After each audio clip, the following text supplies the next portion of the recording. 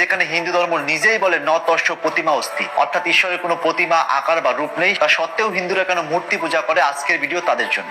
উপনিষদ এবং গীতাও বলে ঈশ্বর অব্যক্ত অর্থাৎ নিরাকার, কিন্তু মানুষের মন চিত্রের রূপে শব্দে ভাবতে অভ্যস্ত। অন্যদিকে বিজ্ঞান বলে মানুষের পক্ষে নিরাকার ঈশ্বরকে উপলব্ধি করা বা চিন্তা করা একেবারে অসম্ভব। তাই শ্রীমদ্ ভগবদ গীতার অন্য আর একটা শ্লোকে বলা হয়েছে নিরাকার উপাসনা কঠিন, কারণ দেহধারী জীবের পক্ষে নিরাকারের চিন্তা করা দুঃসাধ্য। হিন্দুরা কখনোই মনে করে না পাথর বা মাটির মূর্তি নিজে ঈশ্বর, বরং মূর্তি হচ্ছে স্মরণ বা ধ্যানের কেন্দ্রবিন্দু অর্থাৎ ফোকাস পয়েন্ট। যে যেমন ভাবে ঈশ্বরের আকৃতি অনুভব করে ভগবান সেভাবে তার পূজা বা প্রার্থনা গ্রহণ করেন। তাই শ্রীমদ্ ভগবদ গীতায় স্পষ্ট লেখা আছে যে যেভাবেই আমার স্মরণ নেয় আমি তাকে সেভাবেই অনুগ্রহ করি। হে পার্থ, সকল মানুষ নানান পথে আমারই দিকে অগ্রসর হয়। অন্যদিকে ঋগ্বেদ বলে সত্য এক, কিন্তু জ্ঞানীরা তাকে নানান নামে এবং রূপে আখ্যা দেন। অন্যদিকে স্কন্দ পুরাণ বলে ভক্তি রূপে যেভাবেই ভগবানকে স্মরণ করা হয় ভগবান সেভাবেই সন্তুষ্ট হন। অন্যদিকে বেদ বা পুরাণেও মূর্তি বা প্রতিমার উপাসনার অনুমোদন আছে, কিন্তু সেটা হতে হবে সঠিক জ্ঞানে। শিব পুরাণ বলে মূর্তি রূপে যে ভগবানকে ধ্যান করে সে অজ্ঞ নয়, বরং সে ভক্ত।